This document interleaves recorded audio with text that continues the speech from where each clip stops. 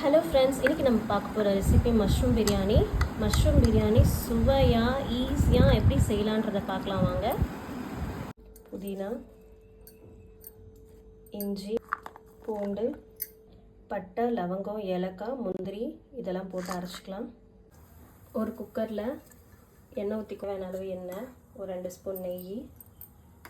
எண்ணெய் காஞ்சதும் பிரியாணிக்கு தேவையான ஸ்பைசஸ் எல்லாம் போட்டுட்டு பச்சை மிளகாய் போட்டுங்க. தேவையான அளவுக்கு உங்களுக்கு காரத்துக்கு 2 பெரிய வெங்காயம் நீட்டாக கட் பண்ணி வச்சுருக்கேன், அதையும் ஆட் பண்ணிக்கோங்க. வெங்காயம் நல்லா வதங்கிச்சு. இப்போ அரைச்சி வச்சுருங்க புதினா விழுதை சேர்த்துக்கலாம். புதினா விழுதை சேர்த்துக்கலாம். புதினா விழுதை சேர்த்து சில்ல வச்சு வதக்குங்க, இல்லைன்னா அடி பிடிச்சிக்கும். ஒரு வரைக்கும் நல்லா வதக்கணும்.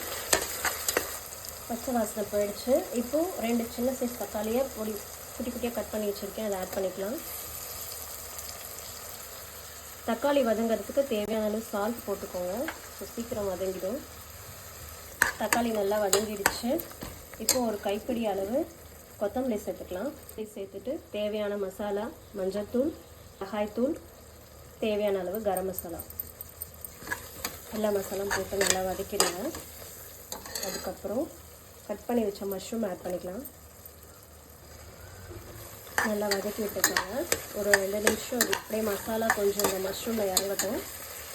2 நிமிஷம் போட்டு வதக்கியாச்சு. இப்போ அதில் 2 ஸ்பூன் தயிர் சேர்த்துக்கலாம். நல்லா மிக்ஸ் பண்ணிக்கோங்க. பாஸ்மதி அரிசி 2 டம்ளர் அரை மணி நேரம் ஊற வச்சுருக்கேன். இப்போ அது ஆட் பண்ணிக்கலாம். 2 டம்ளர் அரிசிக்கு 4 டம்ளர் தண்ணி ஆட் பண்ணுறேன்.